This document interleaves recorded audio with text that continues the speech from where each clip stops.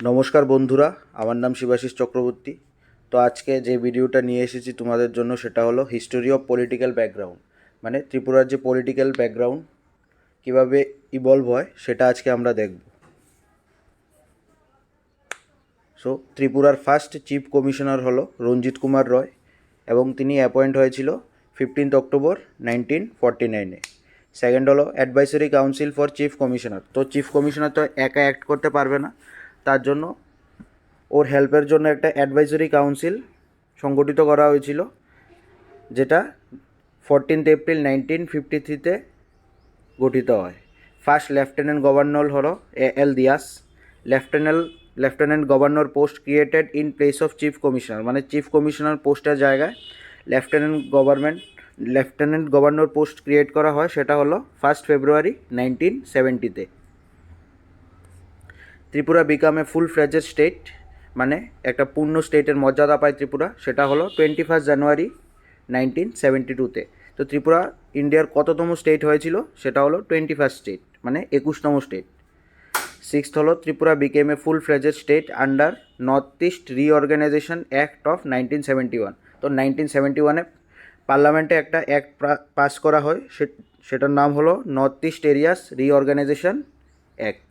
তো সেটার আন্ডারে ত্রিপুরা ফুল ফ্লেজ স্টেট হয়। আর ওই একটার ভিতরে আরও দুটো স্টেট পূর্ণ স্টেটের মর্যাদা পায়, সেই স্টেটগুলো হলো মেঘালয়া আর Manipur. So north east areas reorganisation act 1971-এ কোন তিনটা স্টেট ফুল ফ্লেজেড হয় সেটা হলো ত্রিপুরা, মেঘালয়া আর মণিপুর। সো এখানে বেসিক্যালি ত্রিপুরা টেরিটোরিয়াল কাউন্সিলের একটা হিস্ট্রি দেওয়া আছে, সেটা হলো Tripura became a union territory of India on September 1, 1956। মানে সেপ্টেম্বর 1, 1956-এ ত্রিপুরা ইন্ডিয়ান ডোমিনিয়নের আন্ডারে একটা ইউনিয়ন টেরিটরি হয় এবং সেখানে 30 মেম্বারের একটা ইলেকটোরাল কলেজ এস্টাবলিশ করা হয়। And in 1957, this was replaced by a 32-member territorial council consisting of 30 elected members and 2 appointed by the national government. এবং 1957-এ এই 30 মেম্বারের জায়গায় 32 মেম্বার করা হয় এবং ওইখানের ভিতরে যে 30 মেম্বার সেগুলো হলো ইলেক্টেড, আর যে বাকি 2টা মেম্বার থাকবে সেটা হলো ন্যাশনাল গভর্নমেন্ট দ্বারা appointed. Elections were held in 1957 and 1962, মানে ত্রিপুরা টেরিটোরিয়াল কাউন্সিলের যে ইলেকশন হয়েছিল সেটা হয়েছিল 1957 আর 1962-তে। So Tripura territorial council started functioning, মানে কত তারিখ থেকে ত্রিপুরা টেরিটোরিয়াল ফাংশনিং স্টার্ট করে সেটা হলো 15 অগাস্ট 1959। আর এরপরে আমরা দেখছি যে first assembly and council of minister হয় 1 জুলাই 1963-তে এবং কার লিডারশিপে হয়? শচীন্দ্রলাল সিনহা। সো এখানে বেসিক্যালি একটা ত্রিপুরার অ্যাডমিনিস্ট্রেটিভ ব্যাকগ্রাউন্ডের একটা হিস্টোরি দেওয়া আছে, সো সেটা আমরা দেখব। এখানে দেওয়া আছে যে Tripura was a princely state till government of Indian dominion took over the administration in 1949 under an agreement made between the governor general of India and his highness the maharaja of Tripura, which was signed by VP Menon, advisor to the government of India, Ministry of States on the behalf of Governor General and by Kanchan Prabha Devi Maharani regent. So এইখানে basically দেওয়া আছে যে 1949-এর আগে ত্রিপুরা একটা princely state ছিল, মানে ত্রিপুরার ভিতরে কিংসের রুল ছিল, মানে রাজার শাসন ছিল। কিন্তু 1949-এর পরে ত্রিপুরা আন্ডার ইন্ডিয়ান গভর্নমেন্ট এসে পড়ে, মানে 1949 পর্যন্ত আমাদের এখানের কিংশিপ শেষ হয়ে যায়। সো ওইখানে যে এগ্রিমেন্টটা সাইন হয়েছিল সেটা হয়েছিল গভর্নর জেনারেল অফ ইন্ডিয়ার আর আমাদের মহারানী কাঞ্চন প্রভা দেবী মধ্যে। আর ওইখানে আমাদের মহারাজা কিরিট বিক্রম মাণিক্য অনেক ছোট ছিল, সেই কারণে ওর বিহাফে মহারানী কাঞ্চন প্রভা দেবী আর গভর্নর জেনারেল অফ ইন্ডিয়ার বিহাফে ভিপি মেনন কে ছিল? ভিপি মেনন ছিল adviser to the government of India, মানে গভর্নমেন্ট অফ ইন্ডিয়ার উপদেষ্টা ছিল। এবং কোন ডিপার্টমেন্টের আন্ডারে ছিল? তিনি ছিলেন মিনিস্ট্রি অফ স্টেটের আন্ডারে। সো বেসিক্যালি আমরা দেখতে পারি যে 1949-এ আমরা যদি এই পুরোটা সামারি করি তাহলে দেখতে পারি যে 1949 পর্যন্ত ত্রিপুরাতে কিংশিপ ছিল এরপরে ত্রিপুরার যে অ্যাডমিনিস্ট্রেশন ওটা ডাইরেক্টলি গভর্নমেন্ট অফ ইন্ডিয়ার আন্ডারে এসে পড়ে এবং একটা এগ্রিমেন্ট সাইন হয়, কাদের মধ্যে হয়? ভিপি মেননের এবং কাঞ্চনপ্রভা দেবীর মধ্যে হয়। ভিপি মেনন ছিল adviser to the government of India, আর মহারানী কাঞ্চনপ্রভা দেবী ছিল মহারাজা কিরিট বিক্রম মানিক্যর বিহাফে। সো এখানে এগ্রিমেন্টটা দেওয়া আছে। সো লেখা আছে যে according to this agreement the Tripura administration order 1949 was passed by the government of India on 15 October 1949। মানে ত্রিপুরার অ্যাডমিনিস্ট্রেশন অর্ডার 1949 কবে পাস হয়? সেটা হলো 15 October 1949। The order provided for the appointment of chief commissioner and placed him at the head of the state. আমরা জানি যে এর আগ পর্যন্ত রাজাই সব শাসন ব্যবস্থা চালাতো, কিন্তু 15 অক্টোবর 1949 পর ত্রিপুরার অ্যাডমিনিস্ট্রেটিভ হেড কাকে অ্যাপয়েন্ট করা হলো? সেটা হলো একজন চিফ কমিশনার অ্যাপয়েন্ট করা হলো। সো এরপর আমরা দেখতে পারি যে the new constitution of India was adopted on 26 November 1949 and came into force from January 26, 1950। তো ভারতের কনস্টিটিউশন কোন সালে অ্যাডপ্ট হয়েছিল? সেটা হলো 26 November 1949 and came into force হলো January 26, 1950। Under the constitution Tripura was the part C state which were to be administered by the president by a chief commissioner. মানে কনস্টিটিউশনের আন্ডারে ত্রিপুরা একটা কী ছিল? সি ক্যাটাগরি স্টেট ছিল, এবং সি ক্যাটাগরি স্টেট কার দ্বারা অ্যাডমিনিস্ট্রেড হতো? সেটা হলো chief commissioner or by a lieutenant government. মানে সি ক্যাটাগরি স্টেটের অ্যাডমিনিস্ট্রেশন হেড কাদের বানানো হতো? সেটা হলো either a commissioner or a lieutenant government.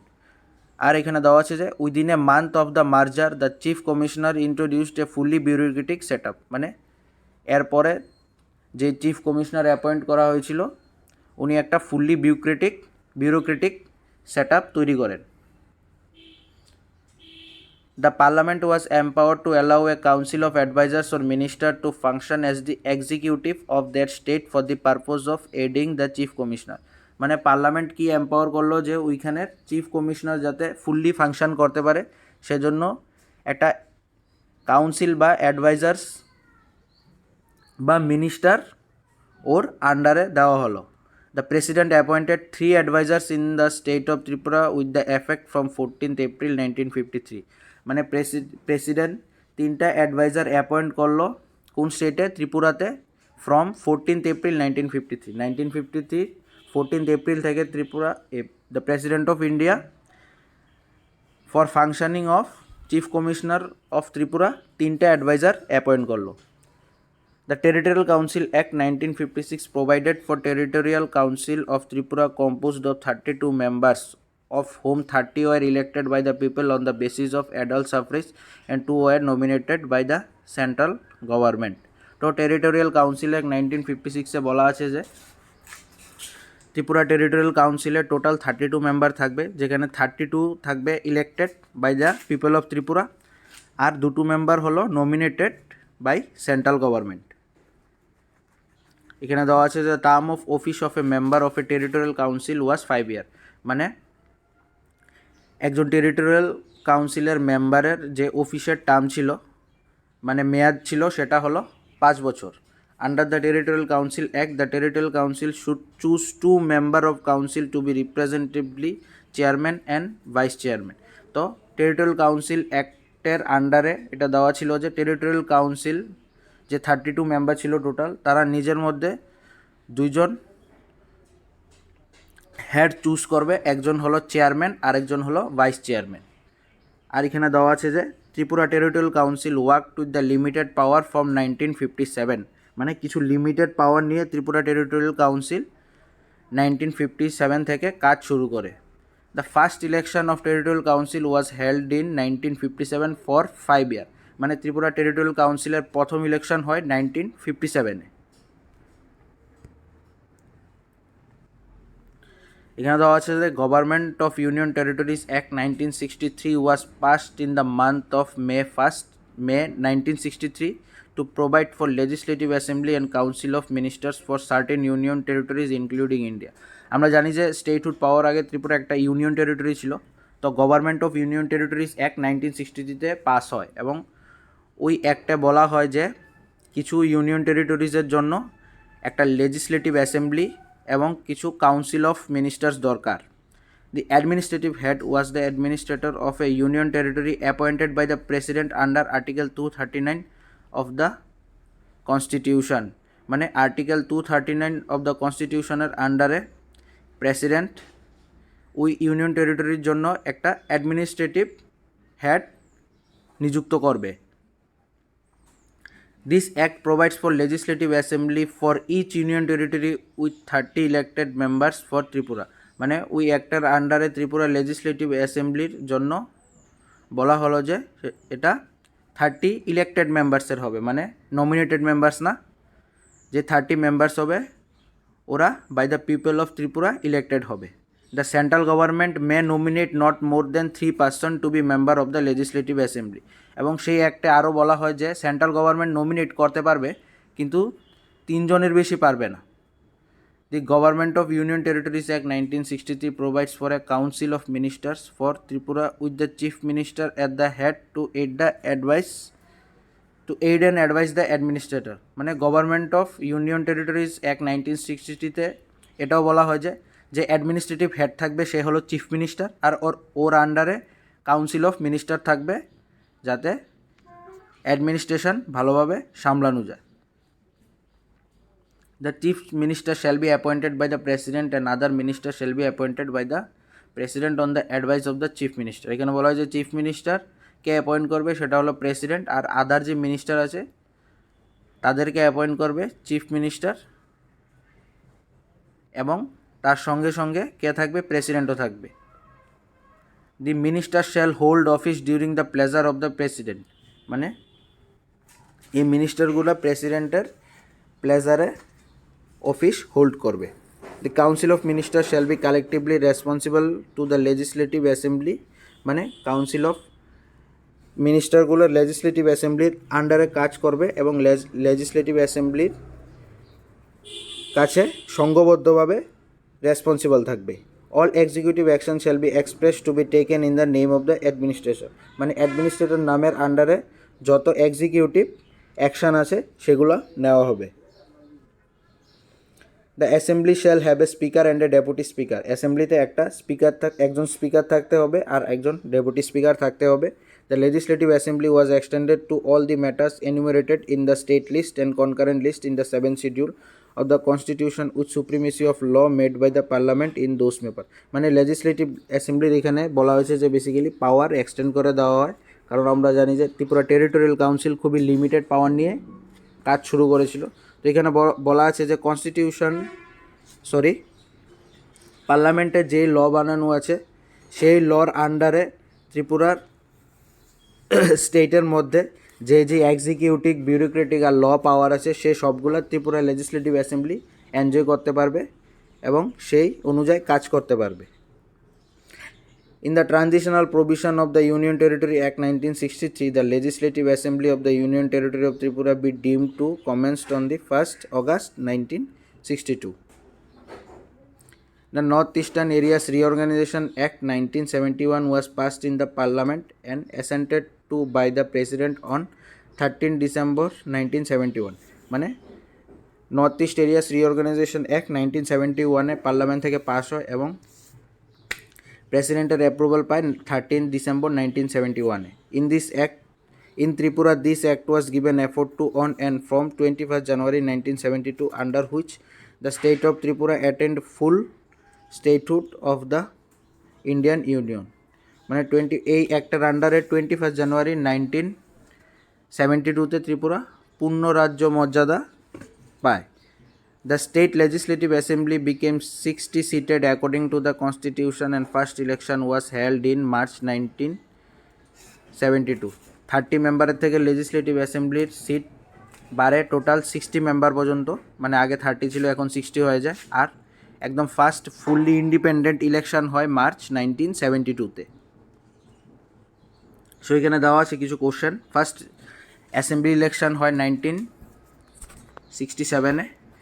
Number of MLA was increase from 30 to 60 হয় 1972-তে, আমরা একটু আগে দেখি। ফার্স্ট গভর্নর অফ ত্রিপুরা হলো BK নেহেরু বা ব্রজকুমার নেহেরু। তিনি শপথ গ্রহণ করেন 21 জানুয়ারি 1972-তে। প্রেজেন্ট হলো সত্যদেও নারায়ণ আর্য। তিনি অফিস হোল্ড করছেন 7th জুলাই 2021 থেকে এবং তিনি হলো ত্রিপুরার 19th governor. First chief minister হলো শচীন্দ্রলাল সিনহা। তিনি শপথ গ্রহণ করেন 1 জুলাই 1963। আর প্রেজেন্ট হলো বিপ্লব কুমার দেব। তিনি ত্রিপুরার 10ম সিএম বা 10th CM of Tripura. First speaker of legislative assembly হলো উপেন্দ্র কিশোর রয়। আর প্রেজেন্ট হলো রতন চক্রবর্তী। তিনি অফিস হোল্ড করছেন 24 সেপ্টেম্বর 2021 থেকে। ফার্স্ট ডেপুটি স্পিকার হলো এরশাদ আলী চৌধুরী। আর প্রেজেন্ট হলো বিশ্ববন্ধু সেন। তিনি ডেপুটি স্পিকার 21 জুন 2018 থেকে। First governor to be appointed separately for Tripura, মানে ত্রিপুরার জন্য সেপারেটলি যে গভর্নর অ্যাপয়েন্ট করা ছিল প্রথম, সেটা হলো সুলতান সিং। কারণ এর আগে সুলতান সিংয়ের আগে 2টা বা 3টা রাজ্যর গভর্নর সেম ছিল। তো ফার্স্ট সেপারেটলি বা ইন্ডিপেন্ডেন্টলি ত্রিপুরার জন্য যে গভর্নর অ্যাপয়েন্ট করা হয় সেটা হলো Sultan Singh. First tribal minister of Tripura হলো রাজপ্রসাদ চৌধুরী। তিনি 1963-তে শপথ গ্রহণ করেন। First women MLA and minister Basana Chakraborty in the year 1972। First tribal women minister Bibhu Kumari Devi. First tribal chief minister Dasharath Deb. তিনি শপথ গ্রহণ করেন 10th এপ্রিল 1993-তে। First member of Rajya Sabha from Tripura, মানে রাজ্যসভার মধ্যে ত্রিপুরা থেকে ফার্স্ট মেম্বার কে ছিলেন? MD Arman Ali Munshi in the year 1952।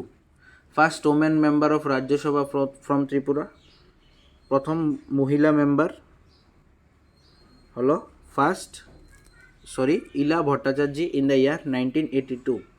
First women member of parliament first women MP of Lok Sabha from Tripura হলো বিভু কুমারী দেবী এবং তিনি ফার্স্ট ট্রাইবাল ওমেন এমপিও ছিলেন in the year 1991। First MP of Lok Sabha from Tripura Biren Dutta in the year 1952। So first tribal MP of Lok Sabha from Tripura হলো দশরথ দেব in the year 1952। First central minister from Tripura, মানে ত্রিপুরা থেকে যিনি প্রথম central minister হয়েছেন তিনি হলো ডক্টর ত্রিগুণ সেন। সো কোন ডিপার্টমেন্টের আন্ডারে? হলো সেন্ট্রাল গভর্নমেন্টের এডুকেশন ডিপার্টমেন্টের আন্ডারে। First chief secretary of Tripura হলো শ্রী ভিপি সিংঘাই। তিনি ত্রিপুরার চিফ সেক্রেটারি ছিলেন 1972 থেকে 1975। ফার্স্ট লিডার অফ অপোজিশন হলো অঘোর দেববর্মা। সো আশা করি আমার এই ভিডিওটা আপনাদের জন্য কিছু হলো হেল্পফুল হবে। তো প্লিজ সাবস্ক্রাইব, লাইক আর নিশ্চয়ই কমেন্ট করবেন ফিডব্যাকের জন্য। আর এখানে আমার ইনস্টাগ্রাম আইডি দেওয়া আছে, চাইলে ফলো করতে পারেন। Thank you.